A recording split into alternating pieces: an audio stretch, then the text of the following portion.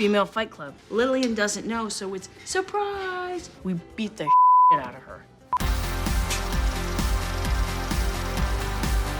In many ways, Bridesmaids reinvented the chick flick So awesome. by giving a focus to friendship rather than sexual relationships, and contradicting the idea that movies by women for women weren't funny. As the movie celebrates its 10th anniversary, we look at how it changed the game for female-fronted comedy. Well, you're really doing it, aren't you? In the street. One of the really important things about Bridesmaids is that it was written by women, specifically lead actress Kristen Wiig and Annie Mumolo, who makes a guest appearance as Annie's fellow nervous flyer. I had a dream last night that we went down. Yep, it was terrible. You were in it. What? We were used to seeing all-female lineups on screen, but often these characters were written by men, and what really hits home with Bridesmaids is that these 6 central women are so weird and wonderful and real. He was really sweet and nice and cute, so naturally I ran out as fast as I could.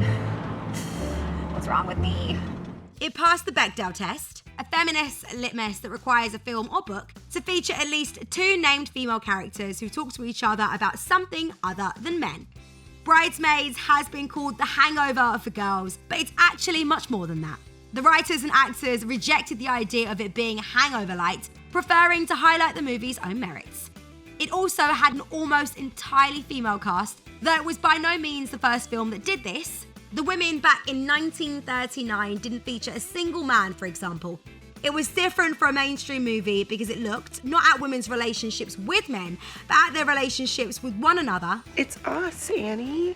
And at the pain and possessiveness of platonic love between women. It was honest about which relationships are the most important in our lives in a way that subsequent movies have continued to explore.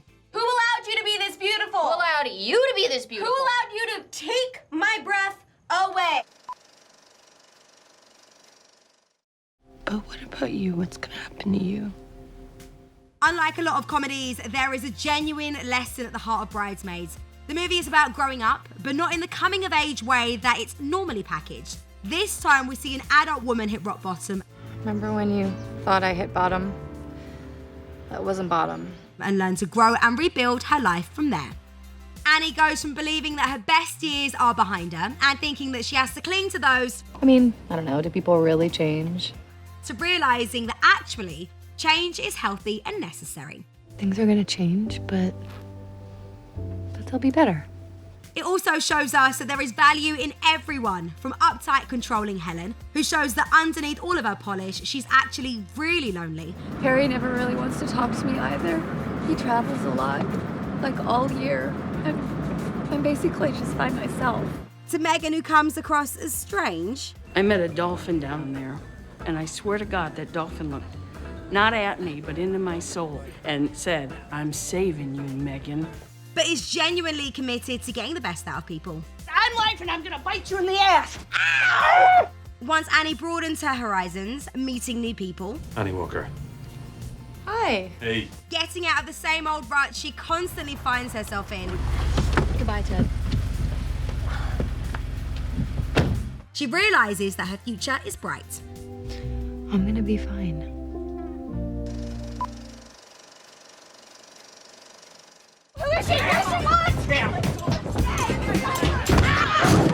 Bridesmaids gave us scenes that we knew, even as we watched them for the first time, would make movie history.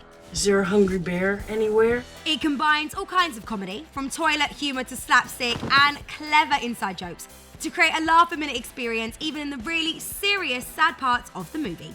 Anybody else have anything they want to share today? I tricked 2 dogs already. They're in the back of my van.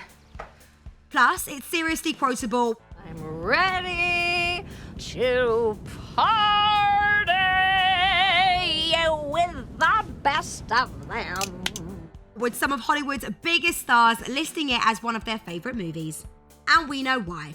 Each line is delivered with perfect timing by comedians at the top of their game. And I love my new asshole! Some of these scenes, however, were added because producers believed the film needed a gag factor, It's coming out of me like lava. which writer Kristen Wiig has put down to a phenomenon of asking female-fronted movies to mirror their male counterparts. In an interview with Awards Chatter podcast, she said, "I think when people say we're going to give more female-centered movies a chance, you're not reading the fine print. I think they want to see girls acting like guys."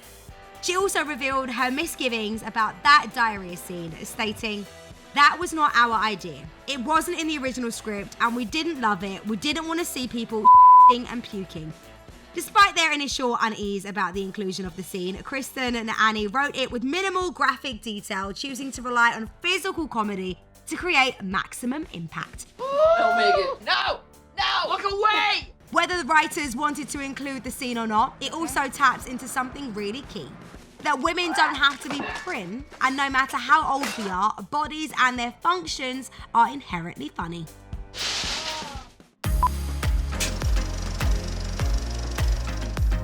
Bridesmaids marked a shift in the way we expect to see women represented on screen, replacing the traditional romantically centered chick flicks with stories of female friendships. I don't need dental work. You're right. There's nothing wrong with my teeth. You are so beautiful. Will you marry me? Yes. It positioned these relationships as a central force in women's lives, rather than as a satellite to marriage and kids, and also proved that audiences had an appetite for seeing movies about real women whose lives aren't perfect. In the quest for quality female-fronted films, we have a lot to thank Bridesmaids for. Thank you, Annie.